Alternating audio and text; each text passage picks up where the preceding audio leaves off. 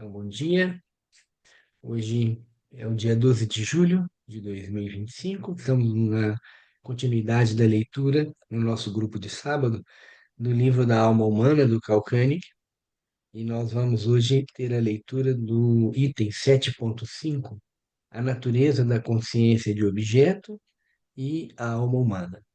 E quem fará a leitura para nós hoje será a Cíntia. Mas antes a Márcia vai fazer um verso, a leitura de um verso. É no puro pensamento que encontras o si mesmo, capaz de conservar-se. Transformando em imagem o pensamento, vivencias a sapiência criadora.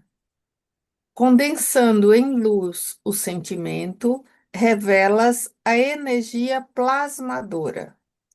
Materializando em um ser a vontade, atuas no existir universal.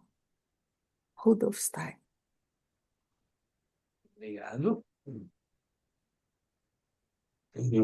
Cíntia, pode ir.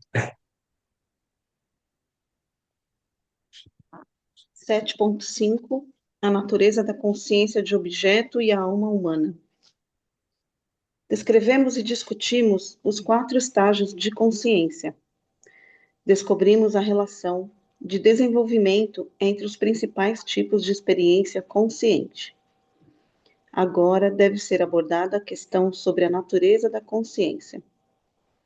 O que é consciência e como surge a experiência consciente? A consciência é parte da memória ou é parte da percepção? Precisamos de órgãos sensoriais para adquirir experiências conscientes? Mas, paralelamente a estas questões, encontramos um problema muito mais abrangente. Em que medida a alma está relacionada à esfera da consciência? Qual o seu papel nas diferentes esferas de consciência? Alma e consciência são idênticas? Não encontramos facilmente as respostas a essas questões. Quando observamos a esfera da alma, através da introspecção, experimentamos principalmente a vida sempre mutante do mundo interior. Os pensamentos fluem de um lado para outro, carregando palavras e sentenças, conceitos e memórias, como um riacho que carrega ondas e peixes, pedras e entulhos. Surgem sentimentos, desejos, vontades e fazemos julgamentos. Com exceção de alguns momentos especiais, somos totalmente incapazes de interromper o fluxo deste rio de entidades mentais. Ele vai e vem, não se sabe de onde. É uma corrente constante, ininterrupta. Não será devido à consciência de objeto, a este estreito facho de luz, que esta corrente aparece na consciência? Não será a própria consciência a esfera na qual a vida da alma pode ser experimentada? Rudolf Steiner, com a notinha aqui no rodapé 64, discutiu este problema em uma de suas palestras fundamentais. Ele disse: a consciência é algo mais que a corrente da vida que flui de nossa alma. Ele também aponta para os conceitos e ideias adquiridos que se incorporam à memória e permanecem na esfera da alma, mas dos quais nem sempre temos consciência. Eles aparecem na consciência de objeto e rapidamente desaparecem outra vez. Estão presentes, mas nem sempre disponíveis. E assim ele conclui: a consciência ilumina apenas uma parte da vida anímica.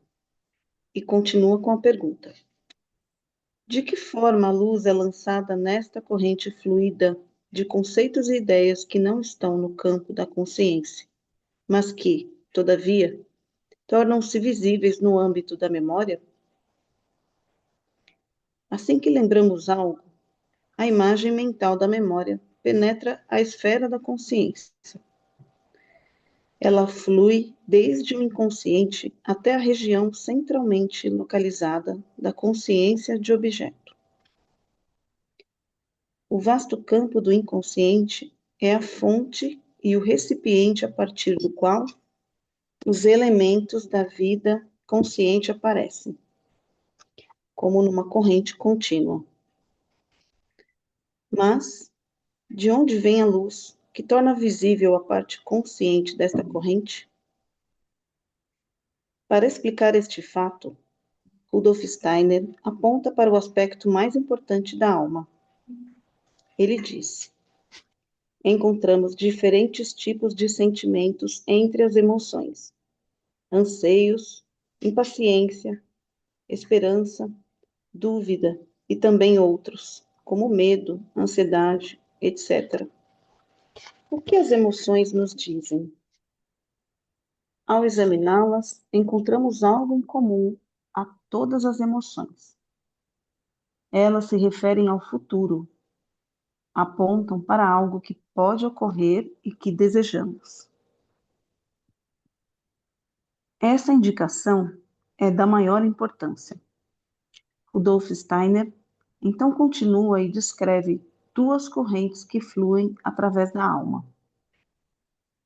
Uma delas carrega conceitos, ideias e lembranças. A outra carrega desejos, sentimentos e emoções.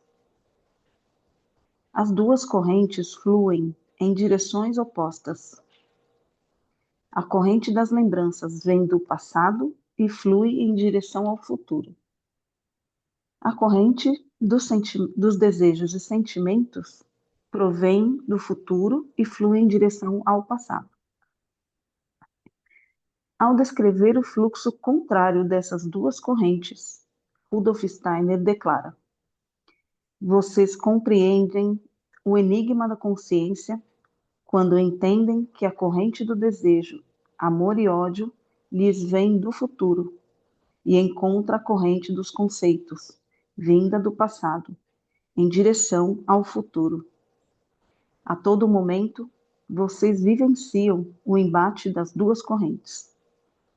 Se o momento presente representa este encontro na alma, vocês podem imaginar que as duas correntes chocam-se. Isto acontece na esfera da alma. A consciência é a colisão das duas correntes. É É difícil interessante aqui obter. pensar, só um minutinho, o livro que ele fala, que está na notinha, acho que não foi traduzido para o português ainda, chama-se Antroposofia, Psicosofia e Pneumatoscopia, né, Ele que é a GA 115. Está na página Eu acho que ela 39. ainda não é Ele disponível fala que está neste livro aqui, ó, Conceitos Fundamentais para uma Psicologia Antroposófica. Ah, isso foi feito depois, então, né? Porque isso É, é. Mas é. a palestra está aí, toda ela, não, né? Ele disse que está aqui, mas eu acessei o Archive, o GA também, que fala exatamente Ah, quando você desse fala tema ele que ele diz, é está porque abordando. é na edição moderna, né? Porque na edição É, antiga não fala que está aí. E ele qual é diz esse livro assim que você falou? na edição moderna, ó, GA 115, disponível em inglês, aí o ciclo Psicosofia está incluído no livro Conceitos Fundamentais para uma Psicologia Antroposófica. É porque essa GA deve ter muitas palestras, não tem? Aqui a GA, aqui, quer ver? Eu estou com o archive aberto, Ah,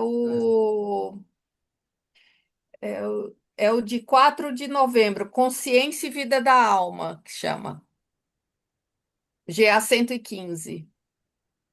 Sabedoria do homem, da alma e do espírito, psicosofia é o tema. Aí vem o item consciência e vida da alma. é porque eu estava olhando aqui só para a gente ter isso, para quem quiser pesquisar, né? É, essa GA, ela tem. Nossa, ela tem Tem um 12 monte, palestras. tem um monte. É a Qual de que é a que você falou? É a de 4 de novembro de 1910.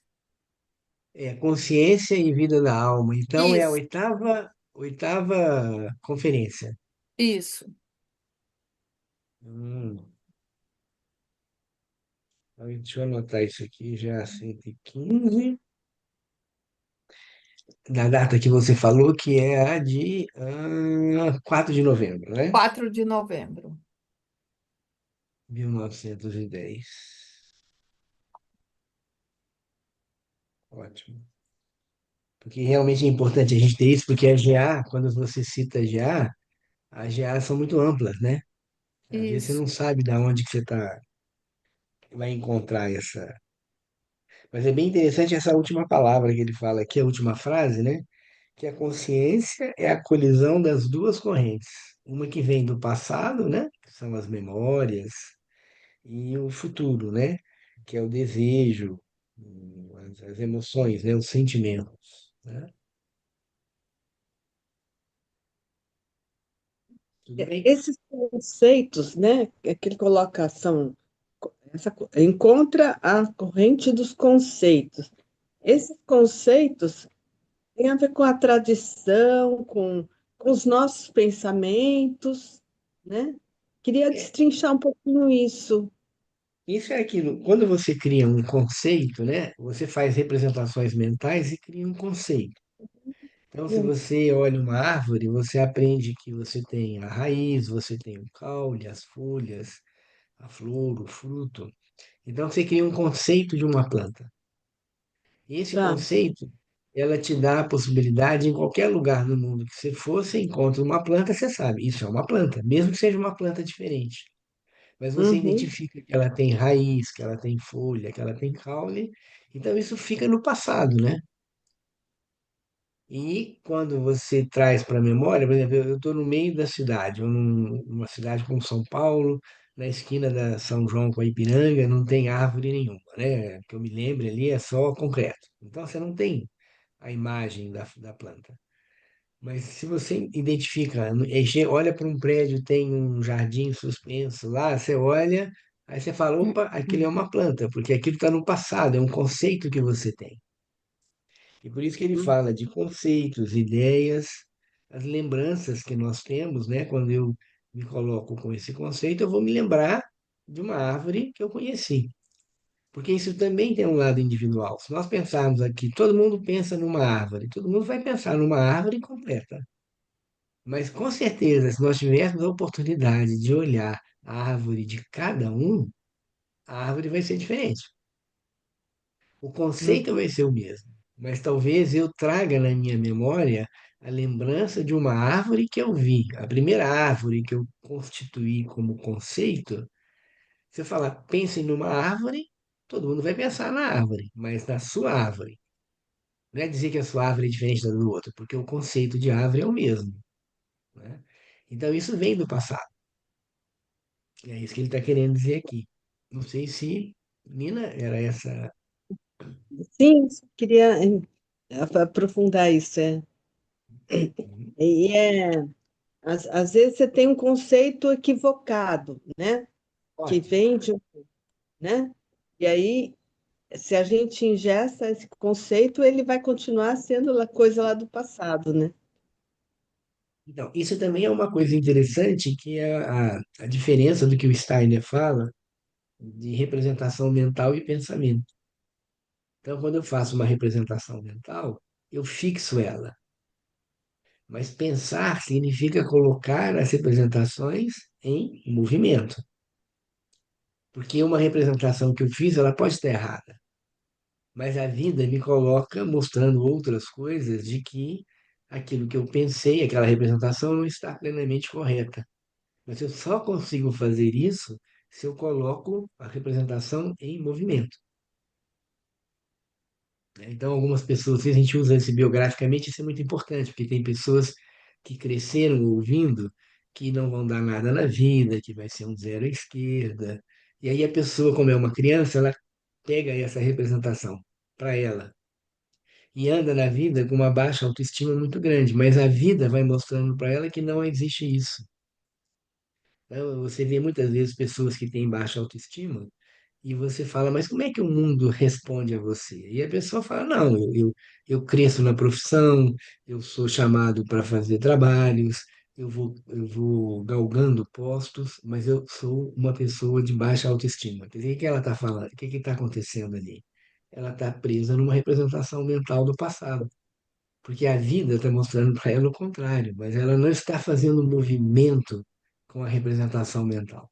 Ela está presa na representação mental. Né?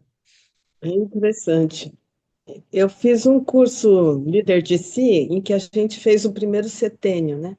O Sim, exercício do primeiro setênio. E eu tinha a impressão que havia tido uma infância muito infeliz. E quando eu fui fazer o exercício, eu vi quanta felicidade, quanta alegria tinha naquele sim, período também. Então é muito bom a gente trabalhar o biográfico, né? A sim, gente tem uma outra noção do seu próprio percurso, né? sim. Uhum. Muito bem. Ô, Ronaldo, eu estou pensando com relação a essa da biografia, né? Com essa frase que ele trouxe do o encontro, né? A consciência, a colisão das duas correntes. Fiquei pensando aqui, quando a gente faz o biográfico, a pessoa fala, ai, quando eu era pequena, eu queria ser veterinária. E aí ela acorda isso dentro dela e aquilo pode ter uma proporção que é maravilhosa, ela pode catapultar para o futuro de uma forma totalmente diferente, né? Ela olhar o presente e falar, não, eu vou fazer isso aqui que estava adormecido, que estava lá, que era um anseio. E aí ela acordou isso na consciência. Seria mais ou menos isso? Entendo. A pessoa queria tinha uma imagem, mas a vida levou ela para outro lugar. É isso que eu estou dizendo, Isso. né? E aí, quando ela consegue resolver, encaminhar a vida do jeito como a vida se apresentou, né? Isso acontece muitas vezes mesmo. A pessoa queria ser um artista, por exemplo, mas a vida, ela precisava de dinheiro, ela precisava, a sua família falava que ser artista não ia dar dinheiro, e o que tinha de opção era outra coisa. E aí, depois, quando ela já tem mais uma situação adequada, o eu está de posse da situação, ela pode então resgatar aquilo que ela queria e que a vida, em princípio, não permitiu, por questões kármicas, evidentemente, né? Então é interessante porque do que você fala, se eu entendo aqui, aquele desejo que vem do futuro em relação ao passado, né? Ele encontra uma situação que permite que a pessoa fale, agora eu vou tomar conta, né, da minha vida e vou fazer aquilo que eu sempre quis fazer. Acho que isso realmente é uma possibilidade. Acho que é isso que você falou, Lourise. Foi nesse sentido? É nesse sentido mesmo. Você descreveu É, bem, é isso mesmo. É, sim.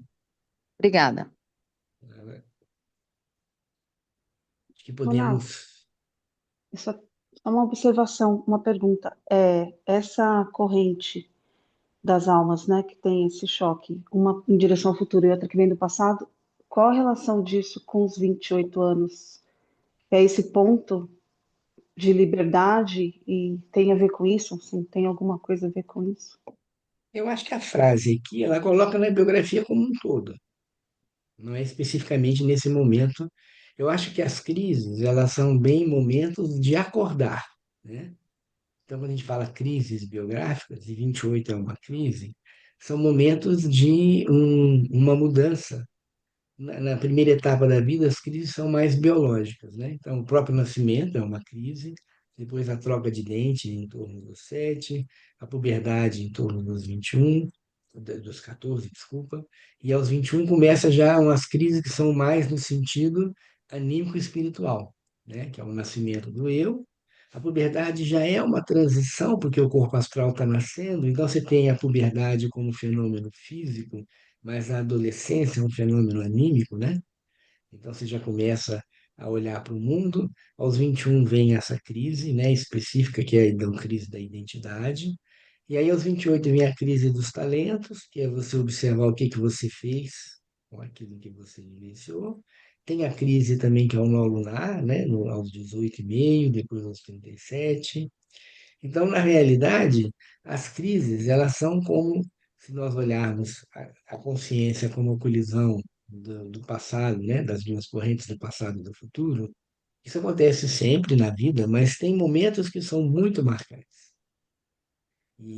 Eu vejo que a crise dos 28 anos, principalmente que é essa crise de você olhar para o passado e pensar assim, eu vim com talentos que a vida me trouxe, né? Na realidade, são talentos que eu trouxe do mundo espiritual para cumprir minha tarefa aqui. E o que que eu fiz com isso? Né? Como é a parábola, né? Ou eu enterrei o talento ou eu multipliquei o talento. E isso naturalmente vem um desejo de correção, o desejo vem do futuro, porque sempre a crise, interessante a sua pergunta, porque a crise, ela se dá neste momento atual.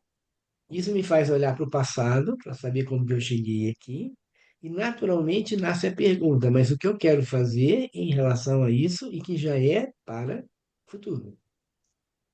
Mas isso é bem especificamente, arquetipicamente tem essas crises marcadas, mas a biografia individual você pode ter crises em outras épocas, né? Não precisa ser necessariamente essa crise arquetípica. E quanto mais acordado eu estou, mais eu sigo um caminho arquetípico. Se eu não estou acordado, muitas vezes a vida vai me trazer uma coisa para que eu possa acordar, né? Uma perda, uma doença, um acidente, né? Esse aspecto.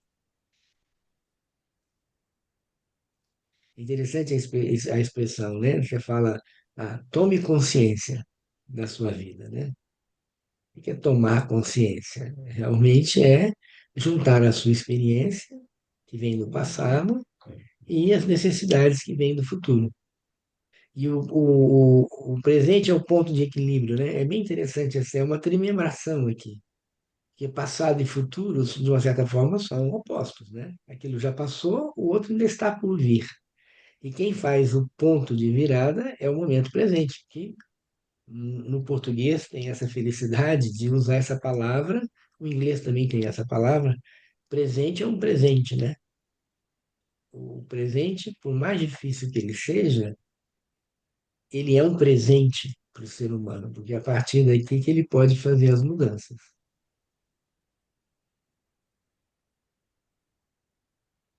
E isso que nós Muito falamos na bem. biografia, né? Que você não muda o passado, mas você muda o significado que você dá para o passado. Então, se eu tomo uma consciência plena, a própria Nina comentou aqui, né? A visão que ela tinha da biografia do primeiro setênio, depois ela, ao fazer um trabalho de chamar a consciência, ela fez uma mudança na percepção. Ela mudou o passado? Não mudou. O que aconteceu, aconteceu. Ela mudou a percepção. E essa mudança de percepção vem também justamente por causa dessa maturidade do mundo interno, né?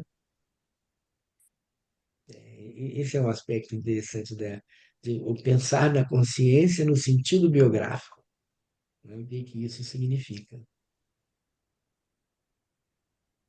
Entra um pouco aquela frase do Soren, Kierkegaard, eu não sei, a vida só pode ser compreendida olhando-se para trás, mas só pode ser vivida olhando-se para frente, né? Para compreender ela, eu tenho que olhar para trás, Sim, né? Para esse é, passado, para o que já foi, para o que sim, é, aí eu compreendo, mas eu só posso viver ela se eu olhar para frente. sim. Então, eu estou bem no momento presente, né? Então, que faço essa conexão para o passado, e aí eu vivo aqui para construir esse para frente, nesse futuro. Esse é o objetivo da biografia, né? Você É, saber de onde você veio, isso. aonde você está e para onde você quer ir, Aonde né? você Passado, vai? presente e futuro, né? Essa é a evolução. Você lembrou o nome? Como é que chama a pessoa? É Soren Kierkegaard, é algum nome, mas Kierkegaard, eu não sei, Hum. lembro. Ele tem essa frase, eu acho que é bem, a vida só pode ser vivida olhando, compreendida olhando-se para trás, mas ela só pode ser vivida olhando-se para frente. Muito bom. Seguimos, Cíntia? Seguimos. É difícil obter logo a compreensão desta descrição. Eu vou ler a última frase de novo. A consciência é a colisão das duas correntes. É difícil obter logo a compreensão desta descrição. Percebemos repentinamente a existência de duas correntes no tempo, uma fluindo a partir do futuro, a outra vindo do passado. Temos de abandonar o conceito usual de transcurso do tempo em uma só direção, do passado para o futuro. De acordo com Rudolf Steiner, as duas correntes existem e fluem em direções opostas. Ambas encontram-se na região da alma e ali, no local em que se encontram, surge a consciência. Só podemos dizer que o embate entre passado e futuro cria o presente e que este presente em nós se manifesta sob forma de consciência. É a consciência de objeto à qual nos referimos. Na vida comum, temos pouca capacidade de nos apossarmos do presente com a consciência, porque tão logo o fazemos, ele já se tornou passado. Apesar do constante desaparecimento do presente no vácuo do passado, ele ainda é presente. Sua presença efêmera cria o âmbito da experiência consciente. É como se o fluxo do tempo tivesse parado e se tornado espaço. Este espaço é o presente transitório, que imediatamente dissolve-se outra vez no tempo. Devemos imaginá-lo como um processo contínuo de surgir e dispersar, fluir e desaparecer, o incessante ir e vir. Assim como num filme, uma imagem segue a outra e a velocidade cria a impressão de movimento contínuo. Assim também a constante interrupção, que ocorre através da convergência das duas correntes do tempo. É quem nos dá a experiência de viver no presente constante. Esta impressão de presente constante constitui a natureza da consciência de objeto. Mas ela é apenas uma ficção à qual nos agarramos. Ela nos fornece a percepção constante do eu, assim como do mundo ao redor. Vivemos na crença de que toda a vida é centrada nesta pequena célula de consciência. Entretanto, a vida e a força da alma é tudo que está ao redor deste estreito facho de luz. A partir dali ela atua, cria e serve a tudo o que fazemos e sabemos. Devemos nos tornar seres autoconscientes, mas ao atingir a autoconsciência, sentimos, de maneira subconsciente, ter perdido um vasto reino, a fim de conquistarmos a estreita camada da consciência. Esse é o destino do ser humano na Terra. Ele deve tornar-se o filho pródigo que deixou a casa do pai para encontrar a provação e a necessidade. Mas no estreito espaço da consciência de objeto, pode começar a crescer uma semente, e a consciência nova e maior nascerá a partir dela. Voltando à imagem das duas correntes do tempo, podemos perguntar como elas atuam no âmbito da consciência de imagem. Dificilmente experimentamos o presente quando estamos sonhando. Tudo flui e se movimenta sem cessar. Podemos, assim, supor que, embora as duas correntes estejam presentes, não colidem uma com a outra, como fazem na dimensão da consciência de objeto. Elas apenas passam lado a lado. Algumas de suas bordas se tocam e se misturam, e é justamente aí que são criadas as imagens dos sonhos. As memórias do passado e as esperanças para o futuro se tocam. Dessa forma, é criada a miragem dos sonhos. As duas correntes do tempo estão completamente separadas durante a consciência de sono. O cérebro ainda reflete o fluxo de conceitos e memórias vindo do passado, mas somos incapazes de apreendê-lo conscientemente.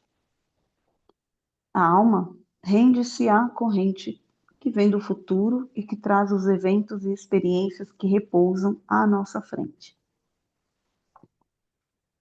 Ao despertar pela manhã, prosseguimos com os pensamentos no ponto em que os deixamos na noite anterior. Mas alguns presságios sutis ou desejos e impulsos poderosos estarão entrelaçados para o dia seguinte. Assim, as duas correntes se encontram novamente. A corrente de conceitos e memórias não flui através da consciência do sono profundo. No estado de inconsciência, aspiramos pelo futuro e perdemos o passado. Nosso anjo retém as experiências anteriores e as pesa em suas mãos. Ele pode nos devolvê-las, mas também decidir tomá-las. Então, estará próximo o momento em que devemos cruzar o limiar rumo a outra pátria. Nossa existência se transforma da vida na terra para a vida no espírito.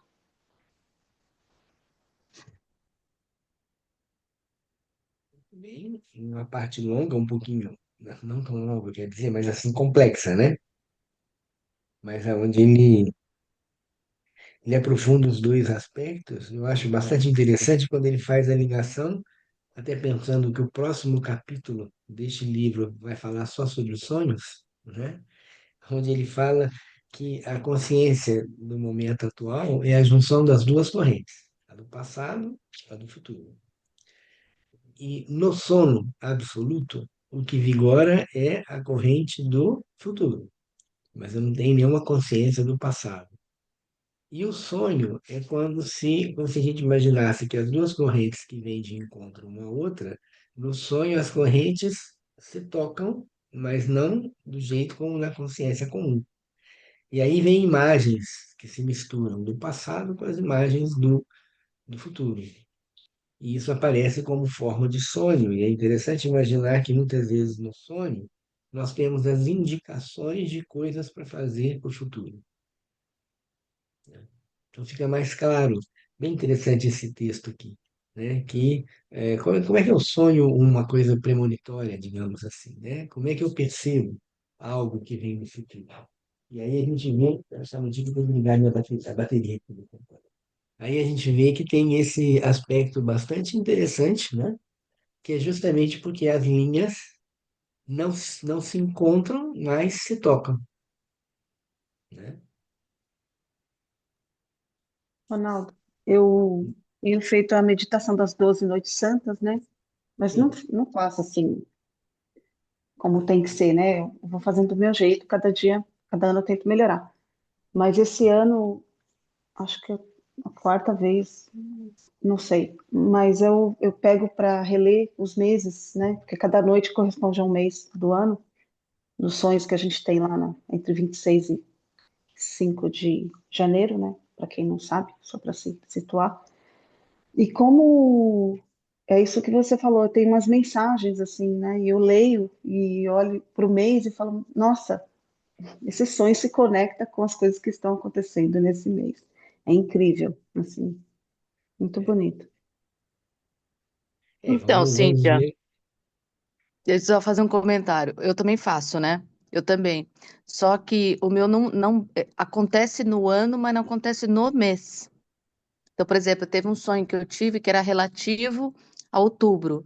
Ele aconteceu exatamente igual em março, abril, assim. Então eu falei, será que é exatamente? Ou ele só mostra tudo e depois as coisas também têm a sua, como é que chama?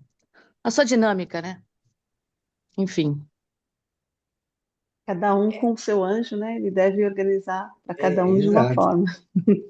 Então, esses Tudo é trabalhos que possível. acontecem, né, são trabalhos arquetípicos, né? É a imagem que você faz do ano, né, com todas essas noites. Mas sempre nós temos que entender que o indivíduo se contrapõe ao arquétipo. Não se contrapõe, mas ele se inscreve de uma forma diferente no arquétipo. Senão todos nós teríamos a mesma percepção exatamente igual no mês, lógico, a percepção individual, mas dentro daquele mês. Mas é como olhar a biografia. Nós temos as leis arquetípicas, mas tem pessoas que adiantam, atrasam, não vivem naquilo de uma certa forma, né?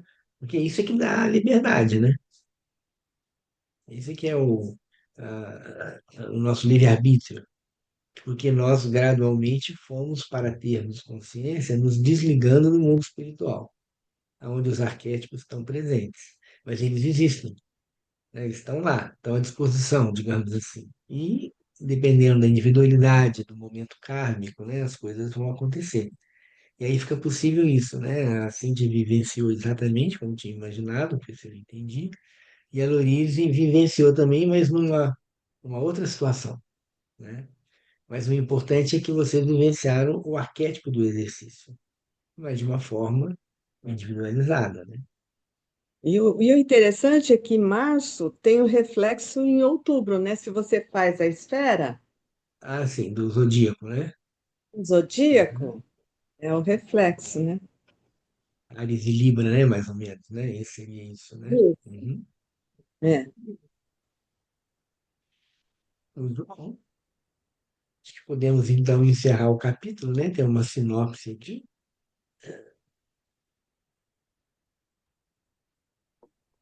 7.6 Sinopse. No passado, quando as forças da consciência no ser humano eram ainda dotadas com a vida do espírito, nossos antepassados costumavam falar em imagens poderosas e não com palavras áridas. Eles descreviam o passado da espécie humana nas imagens de 4 épocas consecutivas. Hesíodo e também outros grandes profetas falavam dessa época primordial. Houve, de início, a Idade de Ouro, quando os primeiros homens viveram com os deuses. Eles eram amigos e companheiros. Todos estavam livres de preocupação e dor, e não havia cansaço ou necessidades na terra. O mundo todo era como um jardim. A juventude eterna era dada a todos. Depois desse período houve outro. Iniciou-se a Idade de Prata. Por milhares de anos, os filhos permaneceram com as mães e elas os educaram e guiaram até que crescessem. Sua robustez era pouca, mas forte. O sofrimento começou pela primeira vez e muitos homens enlouqueceram ao negarem os deuses e recusarem-se a lhes devotar os tributos sacrificiais. Este grupo desapareceu nas profundezas da terra. Uma terceira espécie de pessoas foi criada, a Idade de Bronze. Foi inaugurada.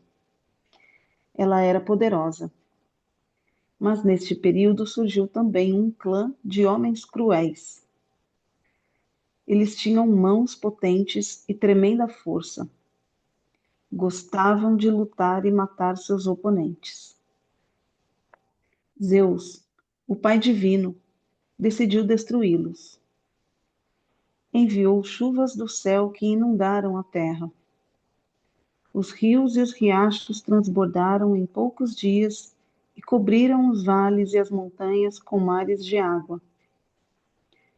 Toda a criação, plantas, animais e homens, se afogaram. Um único casal sobreviveu. Deucalion, filho de Prometeu, e sua esposa Pirra.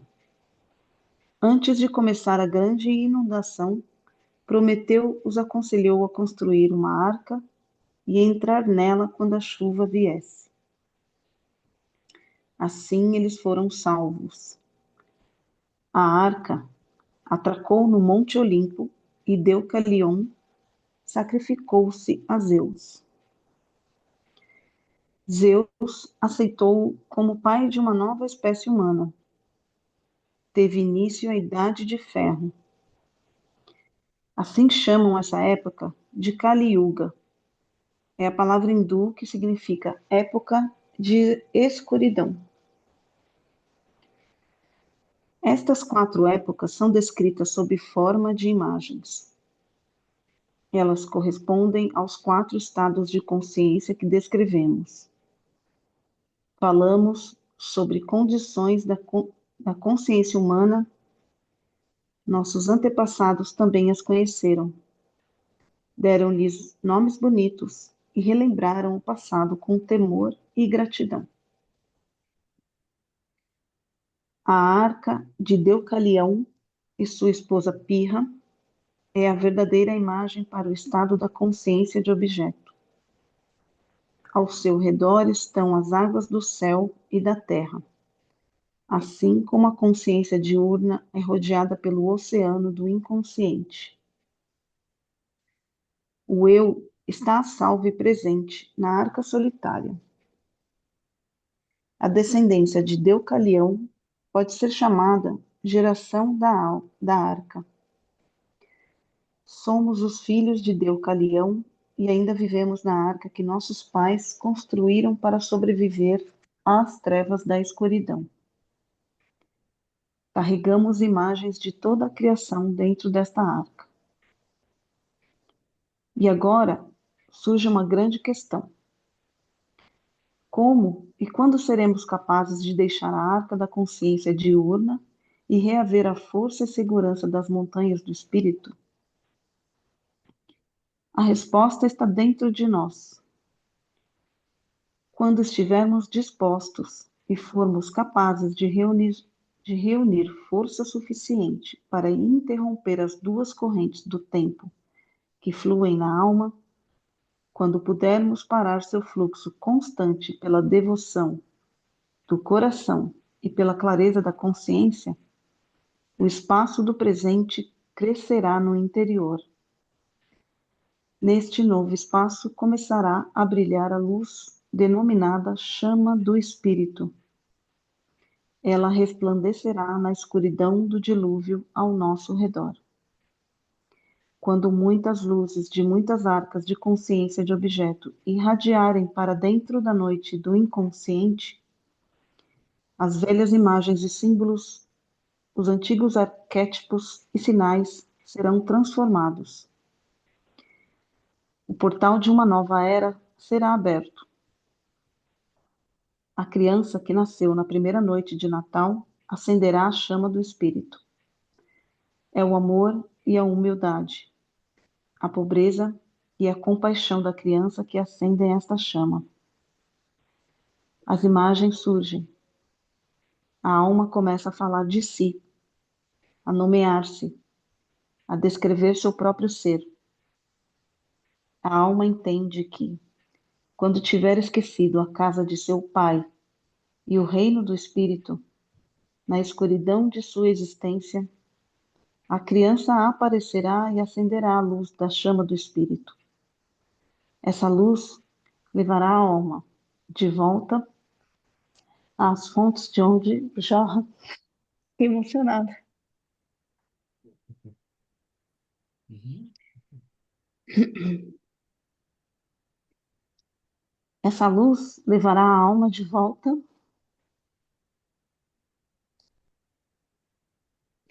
às fontes de onde jorra a água da vida.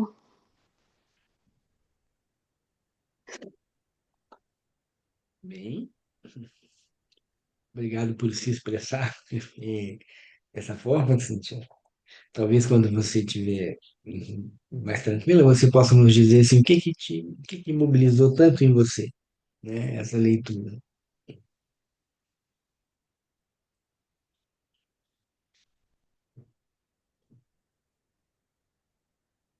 Mas para os demais, como foi esse final, essa leitura, essa sinopse, né?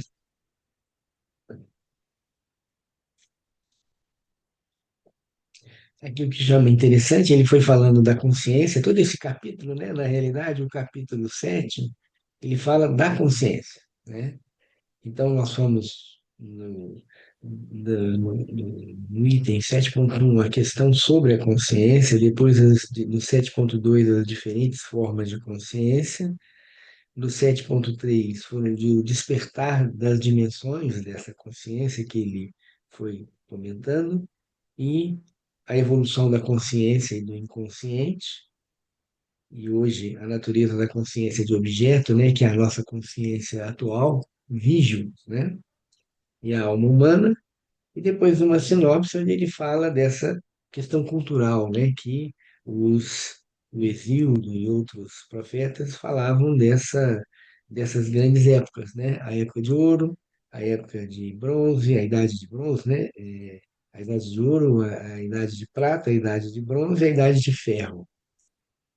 E essa última, né, considerada como o Kali Yuga, que terminou na realidade em 1889, segundo a própria antroposofia fala, né? Foram 5.000 anos aí de época de um escurecimento em relação à realidade espiritual, e agora nós estamos numa época de transição, né?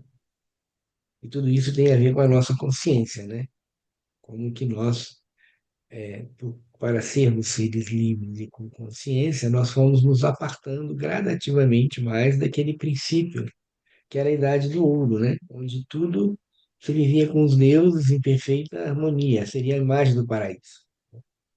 E essa queda do paraíso, a imagem da queda do paraíso, ela mostra realmente esse momento em que o ser humano precisa se apartar daquilo que vivia de uma forma una, mas inconsciente, para podermos retomar a essa mesma instância, mas agora a partir do nosso esforço, conscientemente, né?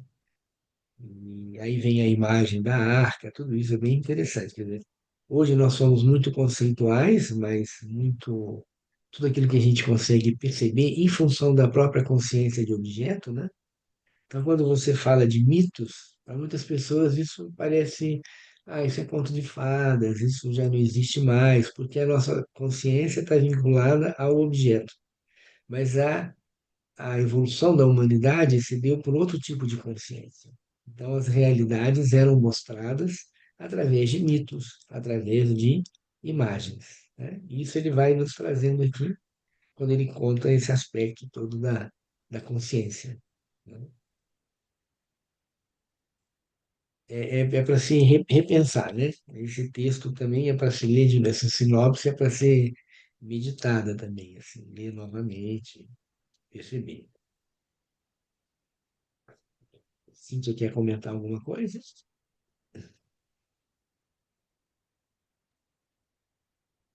Ai, ai. Ah, eu não sei, eu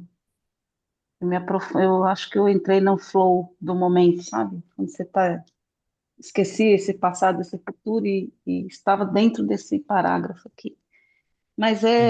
eu acho que é muito profundo, né? Como você falou, a gente tem que meditar. E aí, quando eu comecei a ler, né, da Idade do Ouro, né, como você falou, das consciências, eu fiquei pensando no Sol, na Lua, né?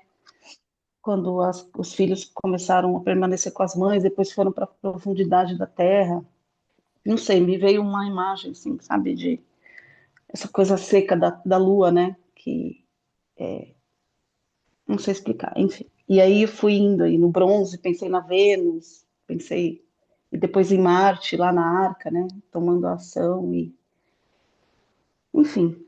E aí me trouxe uma vivência assim de desse encontro, né? A alma da sensação quando a alma nasce, mas a gente não sabe como lidar, né, com ela. Ela nasceu, mas é igual uma criança, né, que nasce com o corpo físico que está pronto e que pode andar, mas ele não pode ser deixado sozinho, né? Porque pode fazer besteira. Então, depois pensei na alma da índole, né, racional, que tem essa coisa do sentimento, do ódio, né? E aí, quando ele fala aqui no final que a gente precisa se desenvolver, eu pensei na alma da consciência, né? Que ela pode ser desenvolvida, né? E aí, ou você acende, ou você adoece, ou você declina o corpo. E aí eu acho que, não sei, vou meditar. Ficou muito forte. Ótimo. Muito bem. Seguimos então com a nossa leitura no próximo sábado, né? Desejo aí a vocês um bom fim de semana e nos encontramos no próximo sábado. E aí vamos começar o último, se não me engano, é o último capítulo, né? Capítulo 8 é o último, deixa eu ver. É o último capítulo, né? Onde ele fala dos sonhos e o país dos sonhos, né? É bem interessante, né? Vamos aprofundar nesse aspecto, né? Que também é tão desconhecido, né? Os sonhos sempre trazem uma pergunta interessante aí, né? Seguimos então. Bom, um bom fim de semana para vocês e até próximo sábado, se Deus quiser. Obrigada por todos aí, pela confiança. Um abraço a todos, Obrigada. então. Tchau. Fim de semana.